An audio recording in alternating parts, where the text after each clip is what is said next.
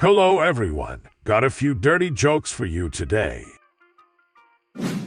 So an elderly man goes to the doctor and says, "Doc, I need help. I just got a new girlfriend. She's 26 and, well, I'm completely impotent.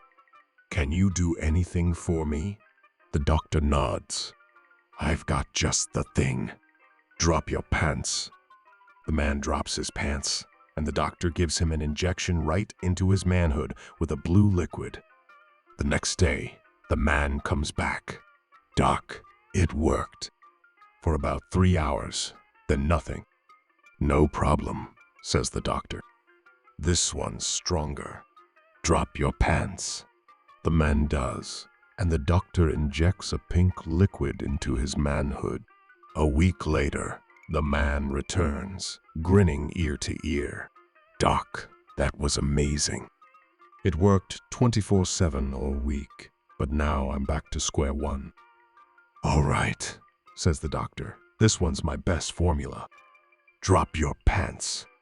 Again, the man drops his pants, and the doctor gives him an injection, this time with a gray liquid. 6 months later, the doctor runs into the man on the street.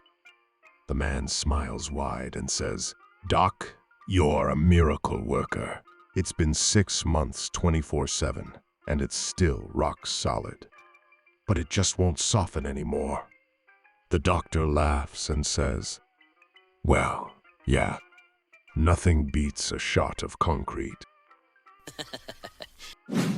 So a woman limped into the doctor's office, her face and arms covered in bruises. The doctor, a seasoned physician with a calm demeanor, looked up from his desk. "Goodness, what happened to you?" he asked. The woman sighed, wincing. "Doc, I'm at my wit's end.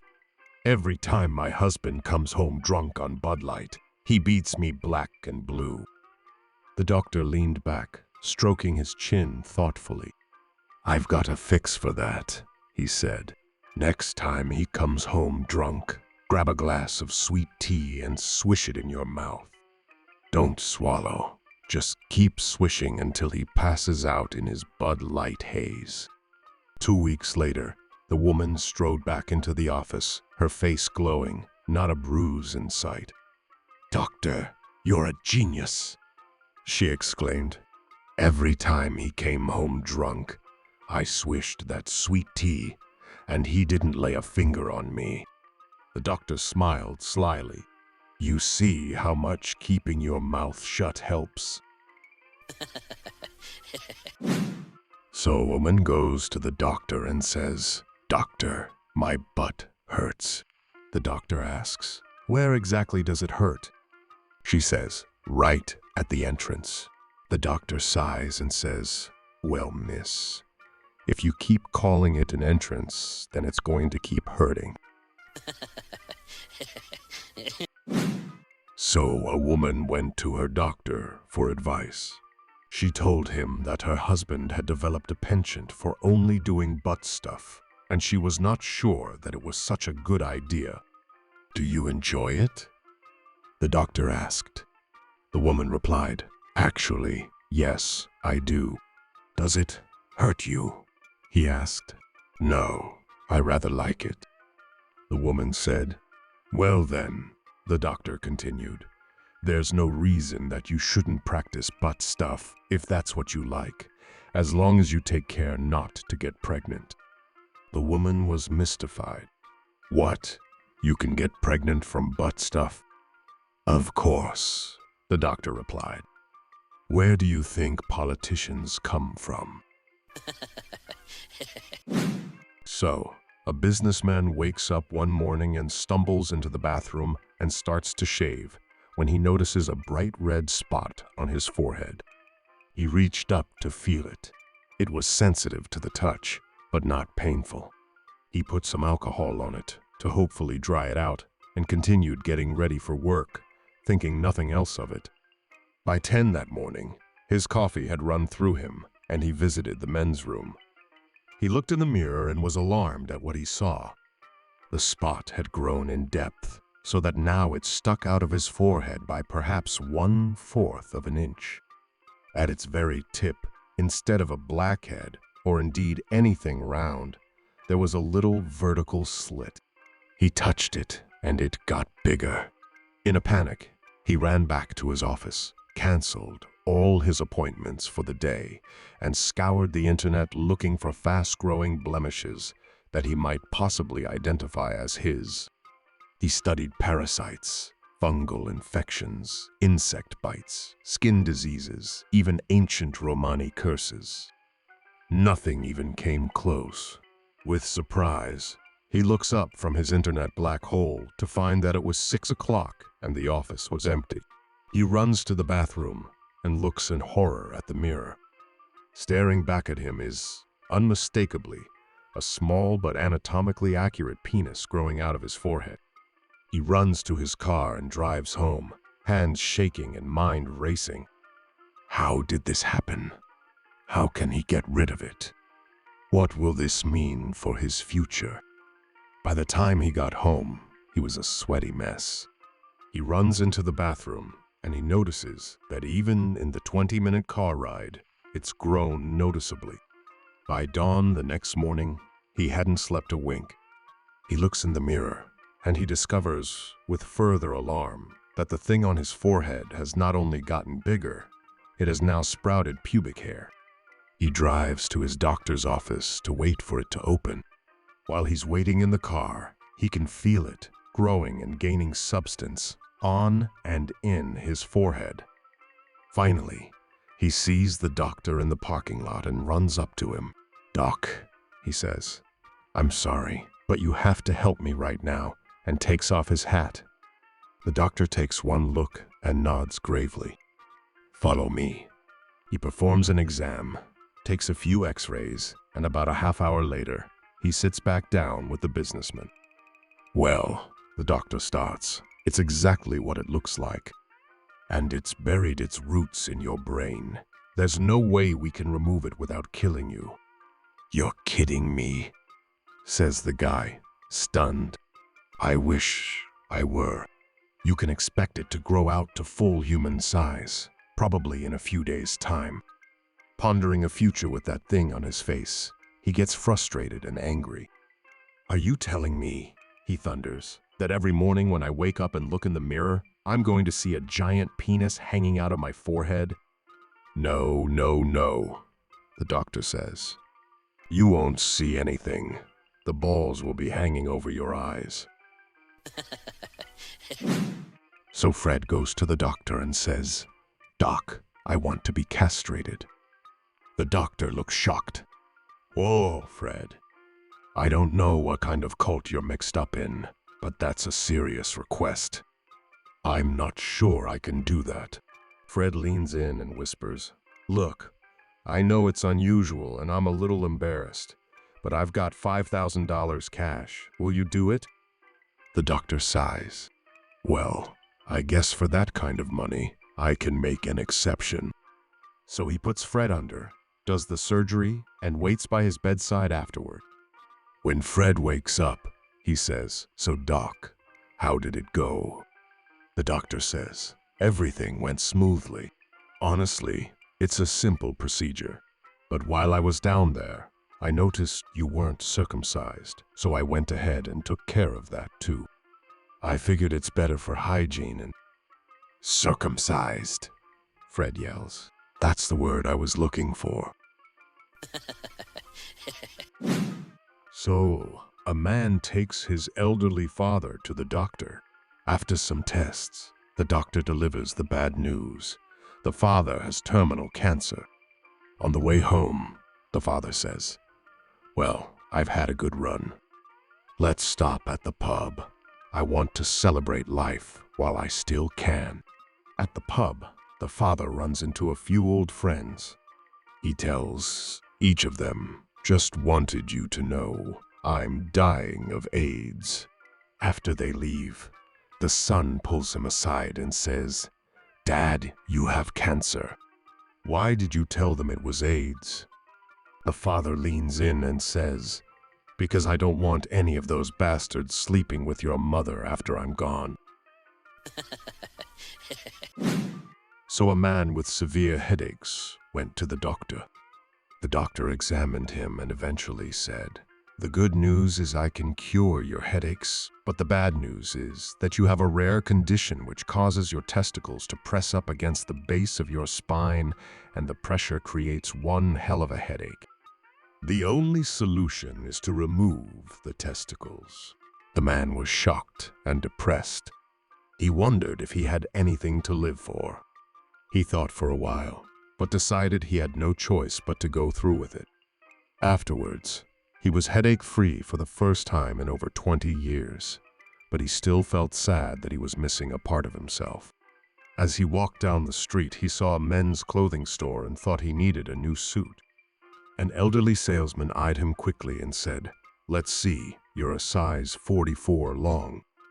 The man replied, "That's right. How did you know?" "Been in the business 60 years, the salesman said. The man tried on the suit, and it fit perfectly. The tailor asked, "How about a new shirt?" The man nodded his head. "Let's see, 16.5 neck, 34 sleeve, the salesman said. The man was surprised again that the shirt fit perfectly as well. The salesman then asked, "How about new underwear?" The man nodded again. The salesman stepped back, eyed the man's waist and said, "Let's see, size 36. The man laughed and replied, "Finally, I've got you. I've worn size 32 since I was 18 years old." The tailor shook his head and answered, "You can't wear a size 32. Size 32 underwear would press your testicles against the base of your spine and give you one hell of a headache." So a little old lady goes to the doctor and says, "Doctor, I have a terrible problem with gas, but it doesn't bother me much. My farts are always silent and never smell. I probably farted 15 times since I've been here, and you didn't realize it." The doctor says, "Interesting. Why don't you take these pills and come see me in a week?" The old lady returns in a week and says, "I don't know what the hell you gave me. My farts are still silent, but my God, they stink." The doctor says, "Excellent. Now that your sinuses are cleared, let's work on your hearing." So a doctor is having dinner at home with his wife when the phone rings. It's a colleague on the line. "We need a fourth for poker," the voice says. The doctor grabs his coat and says, "I'll be right there." His wife watches him rush to the door and asks, "Is it serious?" He nods and replies, "Oh, very. There are already 3 doctors there." So a man walks into the doctor's office. "Doc, I'm here for my wife's test results." The doctor winces. "We had a mix-up. Her results got scrambled with another patient's. We don't know if she has AIDS or Alzheimer's." The man's eyes widen. "What do I do now?" The doctor shrugs. "Take her to a forest and leave her. If she comes back, don't sleep with her." So a gorgeous young brunette goes into the doctor's office and said that her body hurt wherever she touched it. "Impossible," says the doctor. "Show me." The brunette took her finger, pushed on her left wrist, and screamed. Then she pushed her elbow and screamed in even more. She pushed her knee and screamed. Likewise, she pushed her ankle and screamed. Everywhere she touched made her scream. The doctor said, "You're not really a brunette, are you?" "Well, no," she said. "I'm actually a blonde." "I thought so," the doctor said. "Your finger is broken." So a man goes to the doctor because of a nasty cough. After a thorough exam and some tests, the doctor steps out for a few minutes. When he returns, his face is serious. "I'm afraid I've got some bad news," the doctor says. You don't have much time left. The man panics. Oh my God, how much time do I have? The doctor looks at his watch and says, 10. 10, the man shouts. 10 what? Months, weeks, days. The doctor glances at his watch again and says, 9. So a man shuffled into the doctor's office, his face flushed with embarrassment. Doc, he muttered, I've got a problem. I can't get my manhood up for my wife anymore. The doctor, a no-nonsense type with a clipboard in hand, nodded. Bring her in tomorrow, Mr. Garrett. Let's see what's going on. The next day, the man returned with his wife, both looking nervous. The doctor turned to her. Mrs. Garrett, please undress and turn around slowly. Now lie down. Okay, you can get dressed. He pulled the husband aside, his face deadpan. You're fine, Mr. Garrett. Your wife didn't get my thing up either. So a man runs into a clinic, screaming in pain. Doctor, please help me. I've been stung by a bee. The doctor says calmly, Don't worry, I'll put some cream on it. The man shouts, You'll never find that bee, it's probably miles away by now. The doctor chuckles. No, I mean, I'll put cream on the place where you were stung.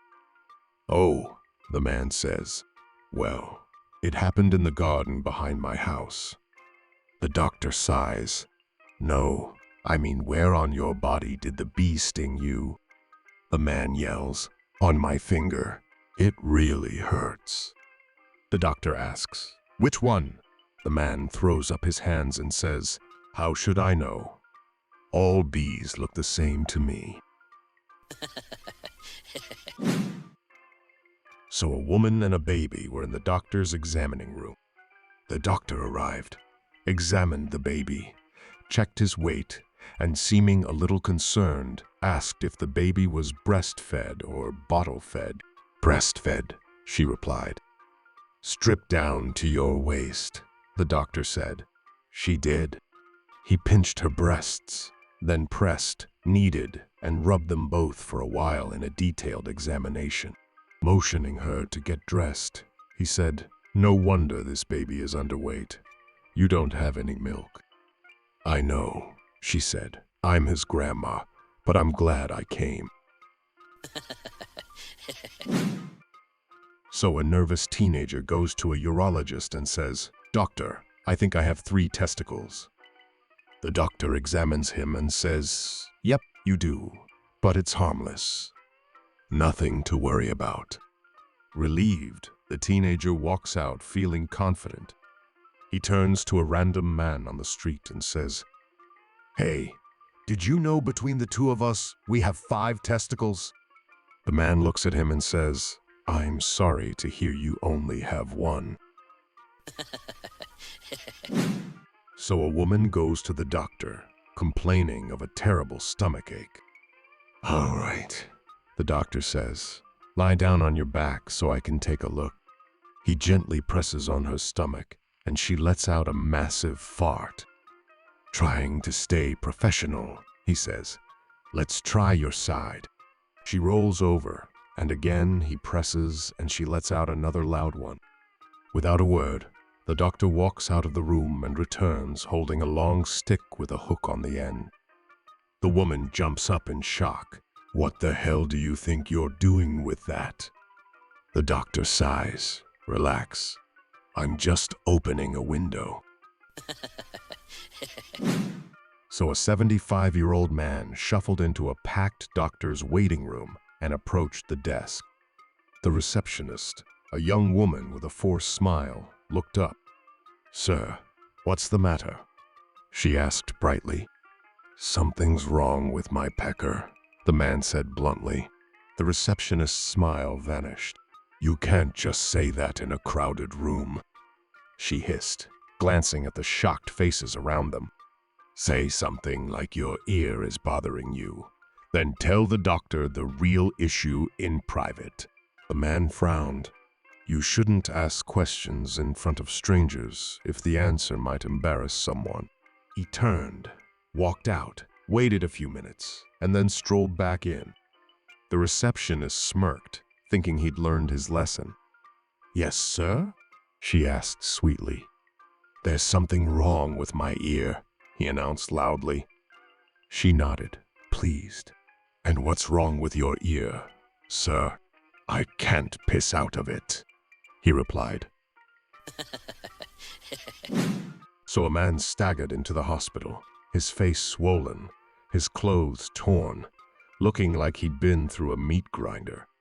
The doctor, a seasoned pro used to wild stories, raised an eyebrow. "What in the world happened to you?" he asked. The man groaned, clutching his ribs. "I was, with my neighbor, on her kitchen table. Things were going great until we heard the front door." She yelled, "It's my husband! Quick, try the back door." He paused, shaking his head with a wry grin. Looking back, I should have run, but Doc, offers like that don't come around every day. So my wife is pregnant, and my doctor asked me if I had ever been present at a childbirth before. I replied, "Yes, just once." The doctor asked, "What was it like?" I said, "It was dark, then suddenly very bright." So, Steve goes to his doctor and, twitching his fingers and stuttering, finally manages to say, "Doctor, I have problems with performance with my wife. Can you help me?" "Oh, that's not a problem for us men anymore," announces the proud physician. "You take some pills, and your problems are history." The doctor gives him a Viagra prescription and sends him on his merry way. A couple of months later, the doctor runs into Steve on the street. "Doctor, doctor," exclaims Steve excitedly. "I've got to thank you. This drug is a miracle. It's wonderful." "Well, I'm glad to hear that," says the pleased physician. "What does your wife think about it?" "Wife?" asks Steve. "I haven't been home yet."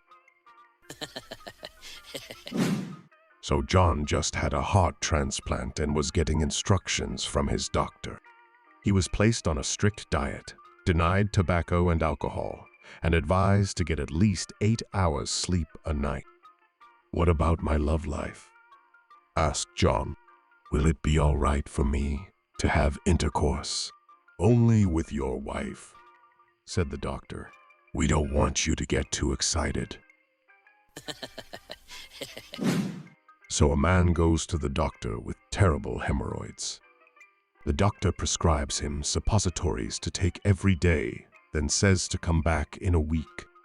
The man isn't entirely sure what a suppository is, but at the pharmacy sees their pills. So he does as instructed, swallowing one every day. After a week, he comes back to the doctor with his hemorrhoids worse than ever. He says to the doctor, "Those suppositories you prescribed me were so useless, I might as well have just stuck them up my ass." So a senior citizen visits his doctor for a routine checkup and everything seems fine. The doctor asks him about his love life. "Well," the man drawled, "not bad at all, to be honest. The wife ain't all that interested anymore, so I just cruise around. In the past week, I was able to pick up and bed at least 3 girls, none of whom were over 30 years old." "My goodness, Frank, and at your age too," the doctor said. "I hope you took at least some precautions." "Yep, I may be old, but I ain't senile yet, Doc. I gave them all a Phony name." So a man goes to the hospital. The doctors are pretty used to seeing him by now, as he's notorious for swallowing things he shouldn't be. The last time he was in there, he'd swallowed a battery that shocked the surgeon removing it. So the doctor says, "Good evening. What's the trouble today?" The man replies, "I've swallowed something." The doctor looks at him, already slightly annoyed about the whole thing, and asks, "Will you tell me what it is?" To which the man just says no. So the doctor orders an X-ray. A short while later, he gets the pictures back, and sure enough, sitting there in the man's intestine is a key. The doctor looks at the X-ray, thinks for a moment, then tells the man, "Well, it seems you've swallowed a key. It's not particularly large, and, luckily for all of us, the point is away from the direction of travel, so you should pass it naturally in the next 6 hours. I recommend you go home and wait for that to happen." The man looks back. "I can't do that, doctor. I'm locked out." So there were 3 women who were at the gynecologist having prenatal checkups. The doctor asked the first woman, "In what position was the baby conceived?" "He was on top," she replied. "You will have a boy," the doctor exclaimed. The second woman was asked the same question. "I was on top," was the reply. "You will have a baby girl," said the doctor. With this, the third woman, a blonde, burst into tears. "What's the matter?" asked the doc. The woman wiped her tears and asked, "Am I going to have puppies?" So deep in the backwoods of Tennessee, a hillbilly's wife went into labor in the middle of the night, and the doctor was called out to assist in the delivery. Since there was no electricity, the doctor handed the father to be a lantern and said, "Here, you hold this high so I can see what I am doing." Soon, a baby boy was brought into the world. "Wow, there," said the doctor. "Don't be in such a rush to put that lantern down. I think there's another one coming." Sure enough, within minutes, he had delivered a baby girl. "Hold that lantern up. Don't set it down. There's another one," said the doctor. Within a few minutes, he had delivered a third baby. "No, don't be in a hurry to put down that lantern. It seems there's yet another one coming," cried the doctor. The redneck scratched his head in bewilderment and asked the doctor, "You reckon it might be the light that's attracting them?"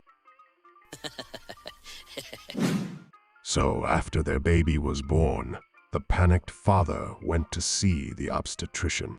"Doctor," the man said, "I don't mind telling you, but I'm a little upset because my daughter has red hair. She can't possibly be mine." "Nonsense," the doctor said. "Even though you and your wife both have black hair, one of your ancestors may have contributed red hair to the gene pool." "It isn't possible," the man insisted. "This can't be. Our families on both sides had jet black hair for generations." "Well," said the doctor, "let me ask you this. How often do you make love?" The man seemed a bit ashamed. "I've been working very hard for the past year. We only made love once or twice every few months." "Well, there you have it," the doctor said confidently. "It's rust."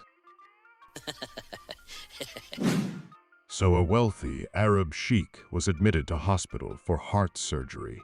But prior to the surgery, the doctors needed to store his type of blood in case the need arose. As the gentleman had a rare type of blood, it couldn't be found locally, so the call went out. Finally, a Scotsman was located who had a similar blood type. The Scot willingly donated his blood for the Arab. After the surgery, the Arab sent the Scotsman in appreciation for giving his blood a new BMW 5 carats of diamonds and $50,000 cash. Couple of days later, once again, the Arab had to go through a corrective surgery. The hospital telephoned the Scotsman, who was more than happy to donate more of his blood again. After the second surgery, the Arab sent the Scotsman a thank you card and a box of black magic chocolates. The Scotsman was shocked that the Arab did not reciprocate his kind gesture as he had before. He phoned the Arab and asked him, I thought you would be generous again, that you would give me another BMW diamonds and money. But you only gave me a thank you card and a box of chocolates." To this, the Arab replied, "Hey lad, but I now have Scottish blood in my veins."